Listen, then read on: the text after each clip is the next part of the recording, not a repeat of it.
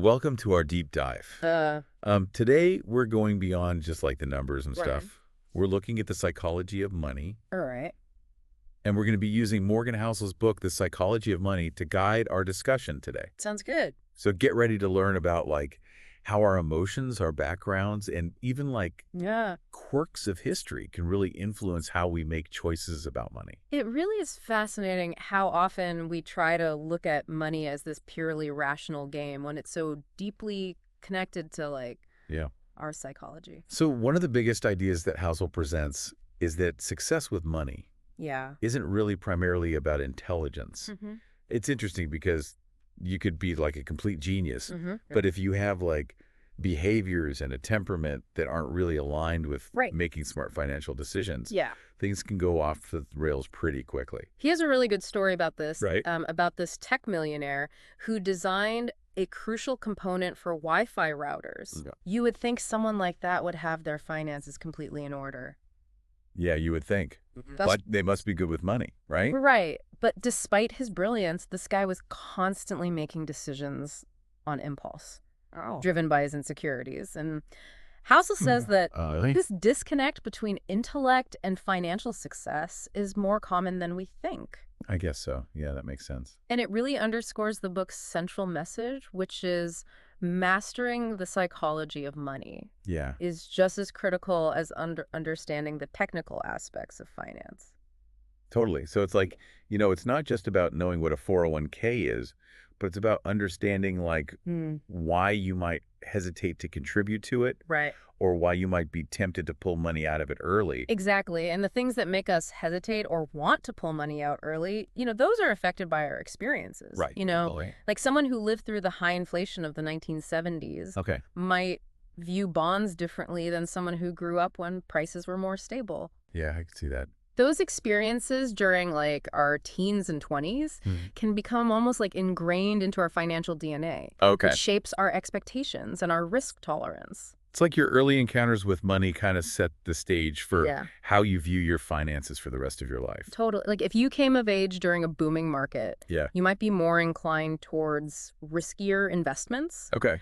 But if you lived through a major crash early on, you'd probably be much more cautious. Yeah, I see that. So, interesting paradox that Housel brings up Okay. is why are lottery tickets disproportionately bought by lower income people? Oh, that's interesting. Even people who are struggling financially. Yeah, that doesn't seem to make sense. It seems so counterintuitive. Yeah. Someone facing financial hardship shouldn't be spending money on something with such low odds of winning. Yeah. Like, why? Housel explains it's not just about the logic. It's about hope and the desire to escape. Oh, That kind of glimmer of possibility. a dream of breaking free Yeah. from financial struggles, So powerful. especially for people who feel trapped. Wow, that's a really good point. It just shows how emotions can sometimes drive us to make choices with money. Mm-hmm. That on the surface seemed totally irrational. I mean, we've all dreamt of winning the lottery at some point. Of course. Who hasn't? So speaking of like ingrained financial habits, Yeah.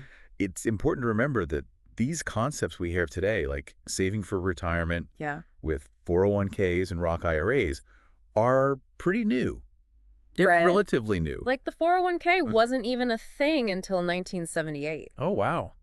For many people, these ideas haven't been passed down through Yeah. generations. We're all kind of figuring it out as we go. So if you're feeling a little bit lost Yeah. or behind when it comes to retirement planning, remember that it's part of like a larger Totally. societal learning curve. We're relatively new to this Yeah. whole long-term savings Yeah. thing. Okay, so let's talk about Bill Gates. Okay. His story is often held up as like the epitome of entrepreneurial success. Right. But Housel encourages us to really think about the role of luck in his journey. Mm-hmm. So besides talent and working hard, Yeah. what were some of the other factors that contributed to Bill Gates' success? Well, so for starters, he went to a specific high school, Okay. Lakeside School, Mhm. and they had access to computers Wow. back in the 1960s. It's pretty rare for that A time. very rare opportunity back then. Yeah. Imagine if he hadn't had the Yeah. exposure to that kind of technology at that age. Yeah, that's crucial. And then he had a close friend, Oh, right. Paul Allen, Yeah. who shared his passion. Yeah. For computers, they were a powerful duo, Yeah. and they achieved things they probably couldn't have done alone. Right. And of course, Gates was born at like the perfect time, Right. right at the dawn of the personal computer revolution. Wow. If he'd been born a decade earlier or later, who knows? His whole trajectory might have been totally different. So Housel acknowledges his brilliance. Oh, yeah. But he emphasizes that, like, even the most remarkable success stories are often shaped by Totally. factors outside of our control. And to really drive this point home, he contrasts Gates with a friend of his who Okay. tragically died young. Oh, wow. His name was Kent Evans. Okay. And Evans had that same drive and talent as Gates. Okay. But unfortunately, he wasn't afforded the same lucky breaks. So how can we as individuals learn from these success stories and these cautionary tales Yeah. and take into account both skill and luck? I think it's about being discerning and understanding that success isn't always Right. a direct result of just talent or hard work. We need to be critical thinkers and not just blindly follow Okay. the advice of successful people. Yeah, I feel like that's really easy to do. Oh, yeah, especially in the age of social media. Right. Everyone's just presenting like this perfect, curated version of Yeah. their success. We got to remember, everyone's journey is different. Okay. And comparing ourselves to others can lead to a lot of unhappiness. Right. Focus on your own path, make informed decisions, Yeah. and understand that both skill and luck play a role in how things turn out. So just because someone made a ton of money doesn't mean that their method is going to work for everyone. Nope, not at all. Okay, now for a cautionary tale. Okay. Let's consider Rajat Gupta. Yeah. He was a former managing director at McKinsey Mm-hmm. and a board member of Goldman Sachs. Wow, the top of the financial world. Yeah, this guy was at the top, and then he made a series of really bad decisions. He was convicted of insider trading, Oh, wow. driven by greed, and it cost him his reputation, his career, and his freedom. Oh, my goodness. His downfall is a reminder that success built on unethical choices is fleeting and ultimately meaningless. Yeah. There are lines you just don't cross, Right. no matter how tempting the reward might seem. Yeah, you got to have some integrity. It really highlights the importance of ethics Yeah. and integrity in your financial decision-making. Yeah. True success encompasses more than just wealth. Totally. It's about character and living by your values. So we've seen how psychology can lead to success, Yes. but also how it can lead to some pretty bad downfalls. Yeah. Let's switch gears now and talk about something a little bit more uplifting. Okay. The power of compounding. Yes. This concept may seem kind of abstract at first, Yeah, but the book really brings it to life it does. and uses a compelling example. Okay. Warren Buffett. Okay. What's really incredible is that Buffett didn't make his fortune overnight. Right. It took him a really long time. Like, the vast majority of his wealth Wow. was actually accumulated after he turned 50, Wow. which shows the potential of long-term investing strategy. Wow, so it's really about patience, Yeah. consistency, and letting your Yeah. investments just grow. It's not about hitting it big Yeah. Yep. with risky bets. Housel draws this analogy between saving money Okay. and the concept of energy wealth. Okay. Think about how we can increase our energy wealth by being more efficient. Right. We use less energy to achieve the same result. Right. Similarly, we can increase our financial wealth Oh. by being more efficient Got it. through saving. Okay. So by saving, we're increasing our financial wealth. And just like investing in energy efficiency gives you that guaranteed return of lower energy bills. Right. Saving gives you a guaranteed return in the form of financial security Okay. and flexibility. That's a really good point. Saving isn't about deprivation. Right. It's about empowering yourself Totally. and creating a more secure future. So it's not just about stashing away money for like a rainy day. Yeah. It's about like, It's about investing in yourself. investing in your It gives you options, Right. freedom, peace of mind. Yeah. And while investment returns can go up and down, Yeah. your savings rate is something you control. Right. It's one of the most reliable ways to build long-term wealth. And reach your financial goals. Exactly. So let's go back to that concept we talked about earlier. Okay. The idea of planning for your plan, not going according to plan. Embracing room for error. Yes, embracing room for error. We can learn a lot from those blackjack card counters. Oh, yeah. Even when they have the statistical advantage, they know they're not going to win every hand. Right. They actually plan for losing streaks Oh, wow. and manage their bets accordingly. So it's not about being pessimistic. It's about being realistic. Yeah. Understanding that things happen. In investing and in life. Right. Things rarely go exactly as planned. Yeah, life is unpredictable. Markets crash, jobs are lost. Yeah. Unexpected expenses pop up. Yep. Building in room for error helps us weather those challenges. Right, so we don't get completely derailed. That's where the idea of an emergency fund comes in. Yes, having that financial cushion. It could also mean being conservative in your financial projections. Avoiding too much debt, diversifying your investments, having a plan that can withstand some bumps in the road. So it's not just about the financial aspect. No. It's also about the emotional component. Totally. Like, imagine if you went through a major market downturn. Even if you've prepared for it, Yeah. logically, Yeah. it can still be really stressful to watch your investments decline. Totally. Yeah, and it's easy to just panic and like make some rash decisions. Oh, yeah. You start making emotional decisions. Right. Having a financial cushion can help alleviate that stress. Totally. And help you ride out those fluctuations without making rash moves. It's like peace of mind. Exactly. Knowing you can handle those tough times. Exactly. So we've talked a lot about the psychology of money. Yes. And one of the key takeaways is that we're not always these perfectly rational beings. Right. When it comes to financial decisions. Emotions play a big role. Yeah. Whether we realize it or not. Totally. We make decisions based on fear, greed, hope, and even our own personal stories about money. Yeah, this is narratives. There's this story in the book Okay. about this doctor, Julius Wagner-Jaureg. Okay. He won a Nobel Prize. Wow. For a seemingly irrational approach to treating syphilis. Oh, wow. He would induce a fever in his patients. Really? It might sound strange, but it worked. It highlights that sometimes, even in fields like medicine, seemingly irrational approaches can be effective. Wow. That's fascinating. We need to find a balance between logic and emotion.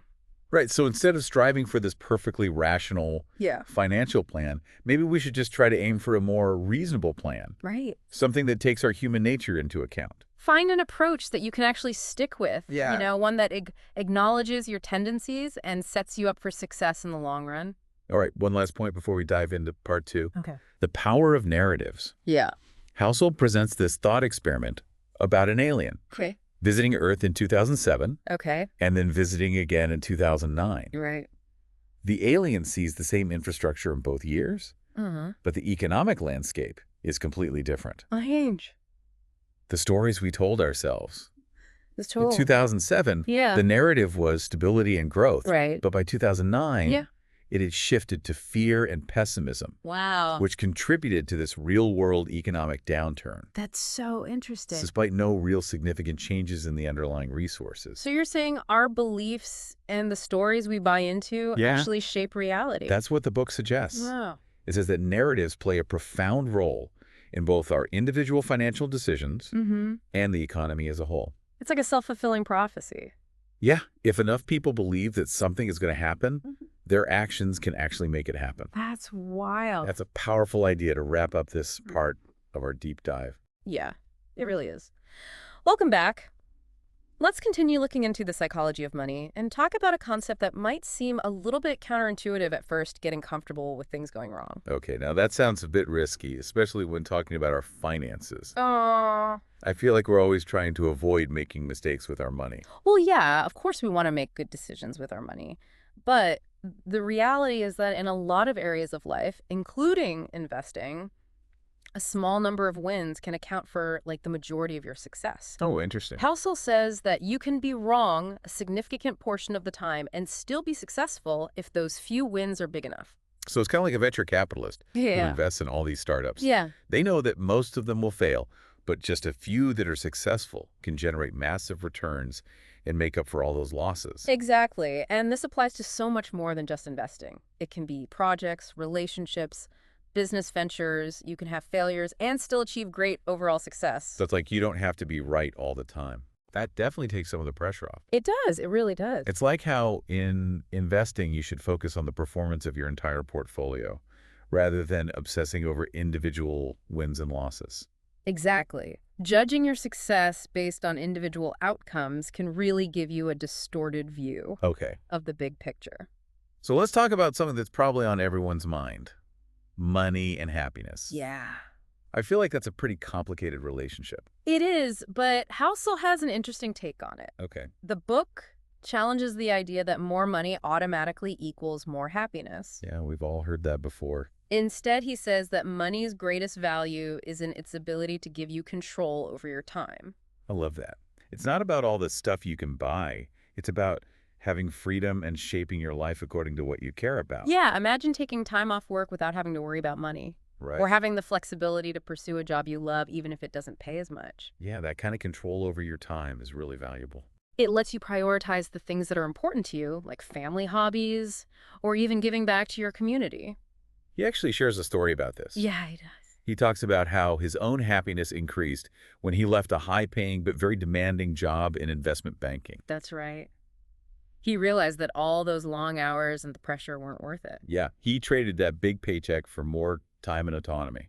It's a good reminder that it's not always about quitting your job or anything like that. Yeah. But about thinking how you can use your money to buy back some of your time. Okay. And maybe that means hiring someone to help with things around the house, or outsourcing things you don't enjoy. Yeah. Or just having the financial cushion so you can say no to things that you don't want to do. It's about being intentional about how you spend your money and prioritizing experiences over material possessions. It really is. It's so interesting how Housel points out that the U.S. is the richest nation in history. Yeah. But there's not much evidence that Americans are any happier today than they were back in the 1950s, when incomes were much lower. It's kind of a paradox.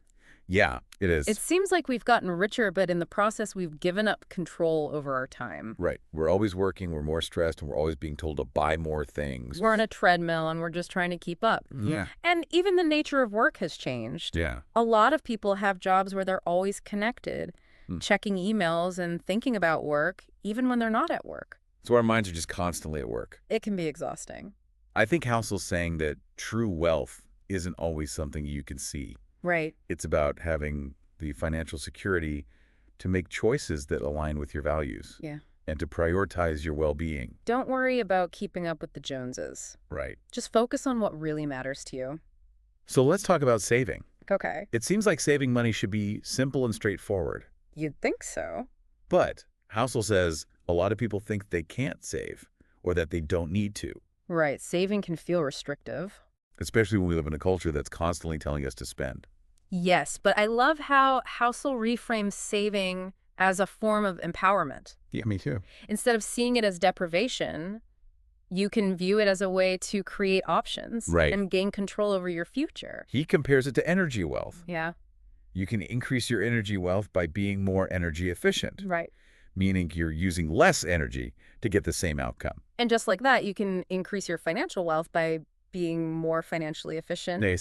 By saving. So it's all about making conscious choices about how you use your money to create the life that you want. And saving gives you that guaranteed return in the form of security and flexibility. Okay. So I'm starting to see saving in a new light. Good. It's not just about putting money away for a rainy day. It's like investing in yourself. It is. It gives you options, freedom, peace of mind. It does. And while investment returns can fluctuate, your savings rate is something you have complete control over. It's one of the most reliable ways to build wealth. And reach your financial goals. Yeah. Okay, so we talked about planning for things to not go according to plan, embracing room for error. Yeah, let's talk more about that. Okay. We can go back to those blackjack card counters. Okay. Remember, even when they have that advantage, they know they're not going to win every hand. Yeah. So they plan for the losing streaks. Right. And they manage their bets accordingly. So it's about being realistic and understanding that unexpected events will happen. Things happen in life.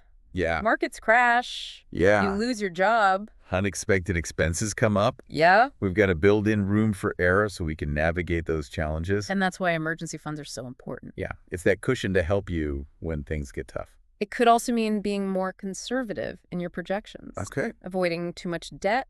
Right. Or diversifying your investments. And there's also like an emotional component to this too. Oh, absolutely. Like imagine you experience a big market downturn. Even if you've logically prepared for it, it can be really stressful. It can be very stressful. Yeah.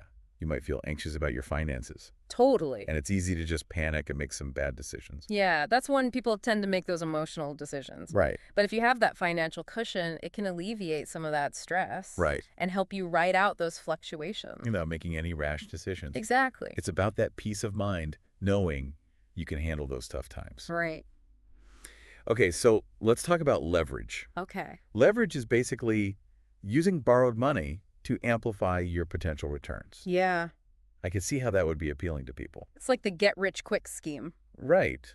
But there's a catch. There is. Leverage amplifies your losses just as much as it does your gains. If things go south, right, you can find yourself in a really bad spot. Housel shares some stories about investors who lost everything because they used too much leverage. Yeah, those are some cautionary tales. It's a good reminder to really think about the risks involved before using leverage. Definitely. Leverage isn't inherently bad. No, it's not. But you have to understand how it works. And be willing to accept the potential downsides. So risk can lead to reward. Yes. But it's got to be managed responsibly. It does. Okay. So we're not always very good at predicting our future selves. No, we're not. It's something we all struggle with. We make plans and set goals based on who we are today. Right. But our desires and needs can change so much over time. Yeah, how many times have you set a goal, and then like a few years later you realize it's just not that important to you anymore? It happens all the time. It's like a common human experience. It is. Housel tells a story about his friend who worked really hard to become a doctor. Yeah. But then realized that being a doctor was way more stressful and demanding than he thought it would be. It's easy to get excited about chasing a goal. Yeah. Without really thinking about what it'll be like long term. Or all the potential downsides. And this can really impact our financial planning. Because if we can't predict our future selves very well, right? How can we make a plan that will really serve us in the long run? It's definitely a challenge, but at least knowing that we have this tendency to misjudge our future selves is a good first step. Right. We have to be flexible. Yeah. And willing to adjust our plans over time. Our priorities things might happen that we didn't expect. Right. So Housel talks about this concept of sunk costs. Okay. Which are basically investments that you can't get back. Like time, money, effort. Exactly. And the thing about sunk costs is that they can make us hold on to decisions or paths that aren't really serving us anymore. Like staying at a job you hate just because you've been there for a long time. Yeah. Or putting money into a business even though it's failing. Exactly. But the key is to just be willing to walk away from sunk costs. Right. Without any guilt or regret. And make decisions that are based on who you are today. Right. Your present self and your current goals. It's a reminder that it's never too late to change course. That's right. And create a life that you truly want. Yeah. Okay, so let's shift gears and look at the relationship between success and failure. Okay. Especially in the corporate world. Yeah.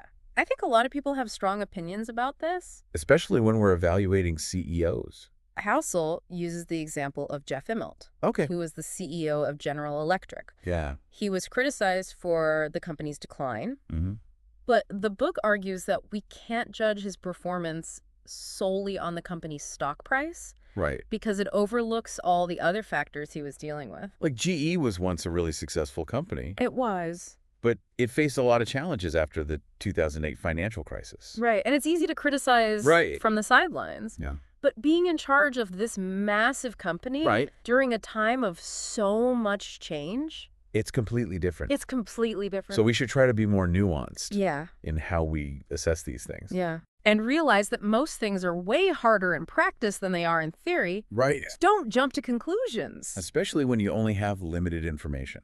Yeah. So let's talk about the price of investing. Okay. We all want those smooth, upward trending charts. Right. But investing usually involves volatility and uncertainty. Yeah, you're going to have fear. You're going to have doubt. Housel compares investing to buying a car. Okay. You can pay full price for a new car. Mm-hmm. You can try to find a cheaper used car. Okay. Or you can try to steal one. Okay. Most people know stealing a car is a bad idea. Yeah. But when it comes to investing, people try to get high returns without accepting the volatility that comes with it. That's right. They're trying to time the market and avoid any losses. But that can end up hurting them in the long run. Yeah, you end up paying higher fees. Right. And making emotional decisions. So maybe the best approach is to just accept that volatility is part of the game. Yeah, think of it like an entry fee to a theme park. You might experience some ups and downs. Right. Long lines, Yeah. maybe some rain. But overall, it's worth the price of admission. Yeah. Okay, so it's about changing how we view volatility. It's not a punishment or a sign of failure. All right. It's just the fee Okay. for participating in the system. So Housel talks about Jack Welch, Mm-hmm. the CEO of General Electric. Yeah, he was known for being focused on meeting those quarterly earnings estimates. Oh, wow. That must have been a lot of pressure. It was, and while that created an illusion of smooth, predictable growth, Right. it came at a cost. What kind of cost? It discouraged long-term investments. Okay. And sometimes it even led to some questionable accounting practices. So while he had short-term success, his methods ended up hurting the company in the long run. That's right. It shows that chasing short-term gains can be harmful in the long run. So how can we avoid falling into that trap? We have to shift our mindset and view volatility as just part of the game. Okay. It's not a bad thing, it's just part of it. Okay. Let's talk about how investors often take cues from others Right. who are playing a completely different game. Yes, this is like when we talk about not blindly following the advice of other people. Right. Just because someone is successful with their investments doesn't mean their strategy will work for you. No, not at all. Their goals, their risk tolerance might be totally different. It's like comparing your investment strategy to a day trader who is constantly buying and selling. Yeah, their approach might be totally irrelevant Or even harmful. to someone who's investing for the long term. Right. So the book talks about the dot-com bubble, Yes, in the late 1990s. when investors were pouring money into tech stocks. Yeah. That reminds me of the frenzy around cryptocurrency. The dynamics are really similar. Yeah. A lot of those investors were short-term speculators. Okay. They were betting on the momentum Okay. and not really on the long-term fundamentals. And when that bubble burst, Yeah. the people who were investing for the long term did okay. But the ones who were chasing quick riches lost a lot of money. That's right. So define your own investment goals, Okay. your time horizons, Okay. and don't be swayed by others. Have a plan and understand your own risk tolerance. Right. Okay, let's talk about optimism and pessimism. Okay. Optimism can be good, Yeah. but it can also lead to risky decisions. Yeah, Housel talks about how tempting optimism is, especially when you're making financial forecasts. Right. We all want to believe in positive outcomes. It's like those lottery ticket buyers. We love a good success story. We do. So he shares an anecdote about this Russian professor, Okay. Igor Panarin, Okay. who predicted that the U.S. would collapse in 2010. Wow. And it got a lot of attention, even though it wasn't based on much evidence. Right, even with flimsy evidence. We're drawn to those dramatic predictions. Yeah, especially if they tap into our anxieties or biases. So fear can be a powerful motivator. Oh, yeah. We're way more likely to pay attention to a warning Right. than a reassurance. Like how news headlines always focus on the bad stuff. Yeah, So optimism can be good, but you need to balance it with realism that's right. and an understanding of potential risks. Find that balance between hope and prudence. But pessimism isn't the answer either, Yeah. right? Not necessarily, but a healthy dose of skepticism can be a good thing. Okay. It helps you with decision making. Right. So question assumptions. Yeah. Consider alternative viewpoints. Prepare for potential downsides. Pessimists tend to be more cautious They do. and less susceptible to getting caught up in the hype, Right. which is important when managing risk. Yeah. Okay, so there's a place for both Yeah. optimism and pessimism. They both have their place. Okay, so Housel says there are a few reasons why pessimism is often more persuasive. Okay. Like first, financial setbacks grab our attention because money is such a big part of our lives. Yeah. A hurricane might only affect a certain region, Right. but a recession impacts everyone. When it comes to money, we're all in the same boat. Okay, what's the second reason? So pessimists will often take a trend and assume it will continue forever, Okay. without considering how things change or how problems get solved. They only focus on the negative. They see the glass as half empty. So Housel gives this example of the peak oil predictions Yeah. back in the early 2000s. The experts thought we were about to run out of oil, But they didn't account for how the energy industry innovates. or how we adapt. They underestimated human ingenuity. And the third reason, Okay. progress happens gradually, Okay. but setbacks can happen quickly and dramatically. Like Attack Day saying it takes years to build trust and seconds to destroy it. Yeah. So we notice a stock market crash more than slow and steady growth. We do. So progress is still happening, Yeah. even if we don't